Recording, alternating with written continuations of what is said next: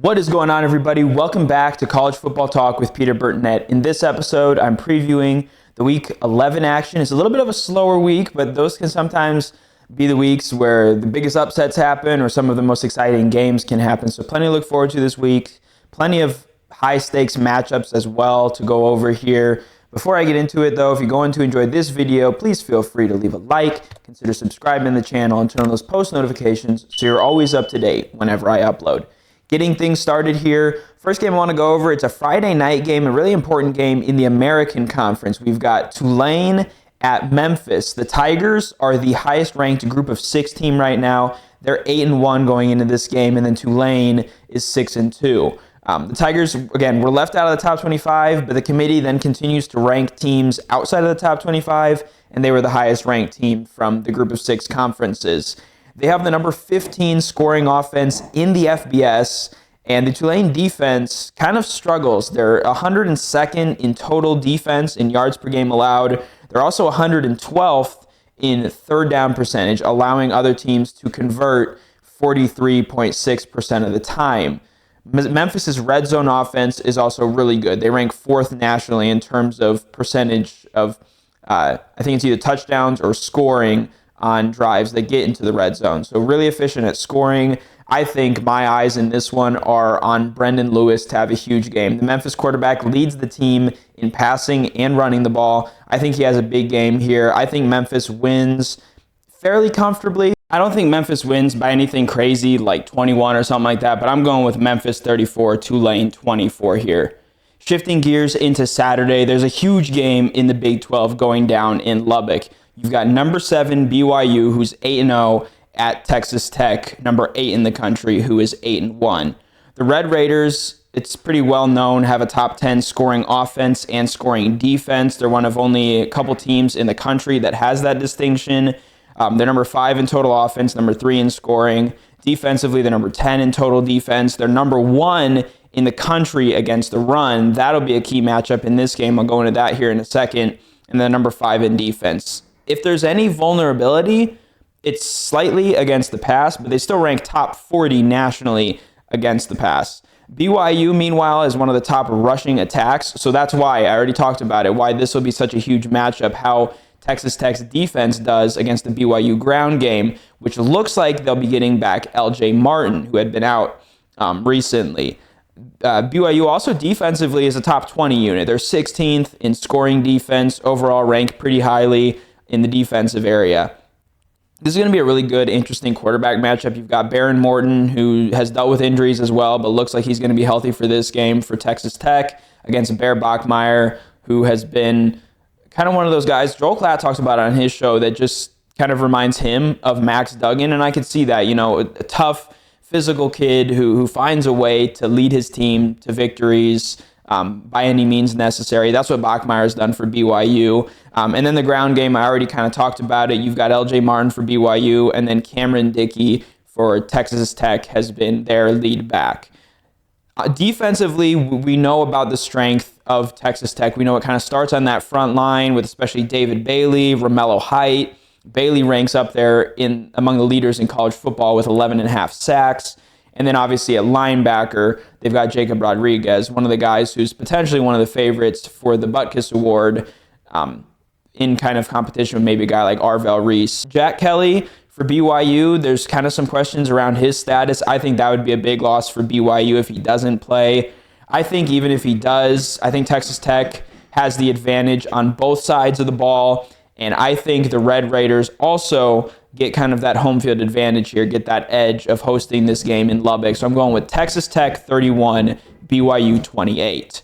Next up, an intriguing game in the SEC, number 3, Texas A&M at number 22, Missouri. The Aggies are 8-0, the only undefeated team in the SEC overall. Alabama's also undefeated in conference play. And then Missouri is 6-2. I think in this game, the Aggies offense is just a little bit too much. Mizzou has kind of had their struggles on offense even before Bo Prabula got hurt. Their backup played pretty well in that game coming in against Vanderbilt, but I don't think it's enough here. I think Texas A&M wins and wins comfortably. I think they cover the spread in this one as well. I'm going with Texas A&M 34, Missouri 20.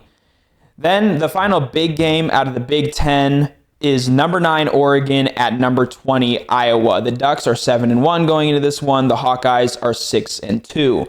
The Ducks offense last week kind of struggled in what could be similar conditions. It was kind of rainy in Eugene when they hosted Wisconsin last week. Their offense only put up 21 points. Now the Badgers have a good defense, but Iowa's defense is debatably even better. So the question here is, how do they play against this Iowa defense that ranks number 2 in total defense, number 5 against the pass, number 10 against the rush, and number 4 in scoring?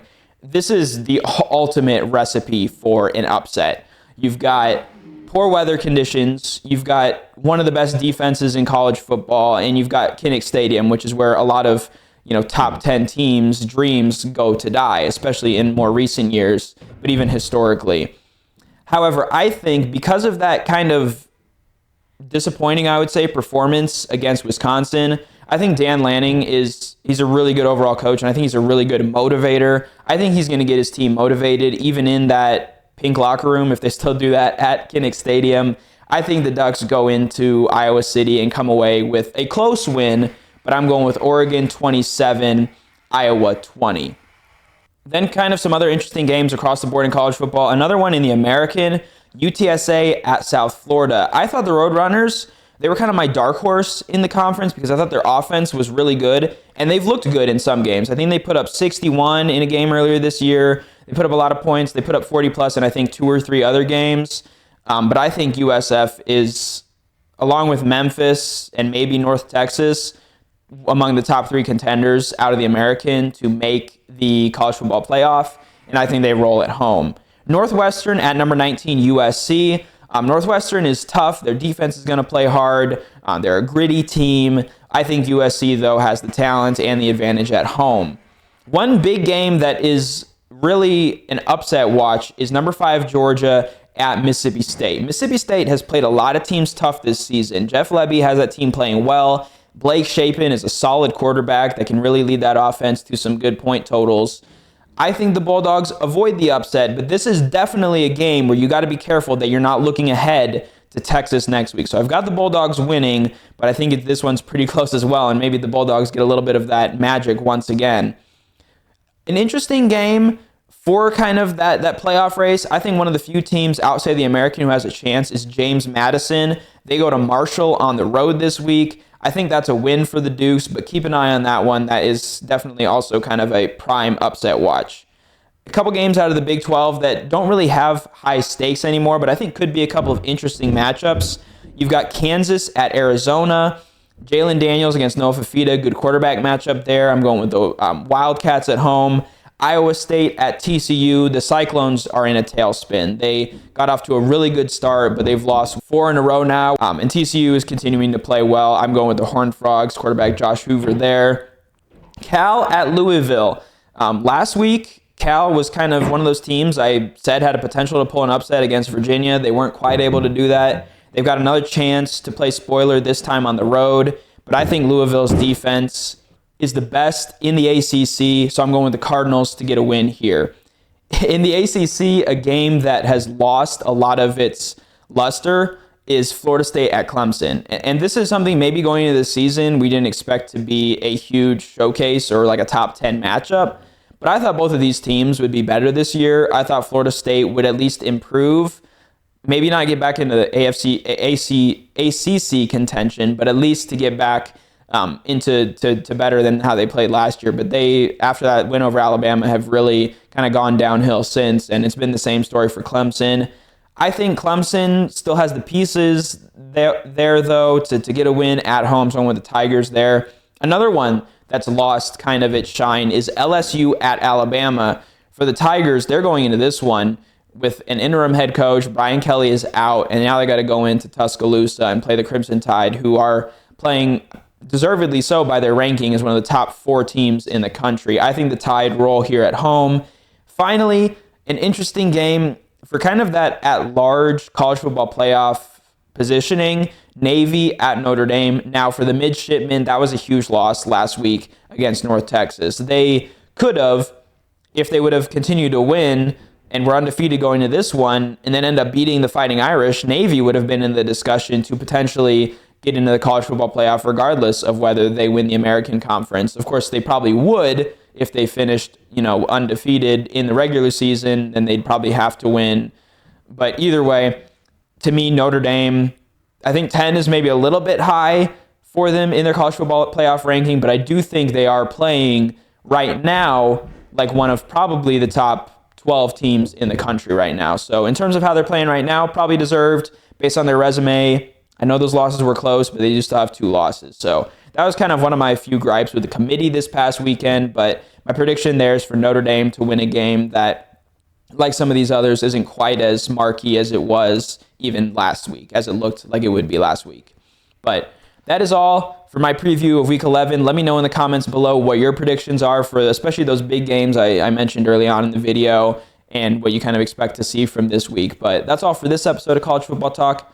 I'm your host, Peter Burnett, signing out. Peace.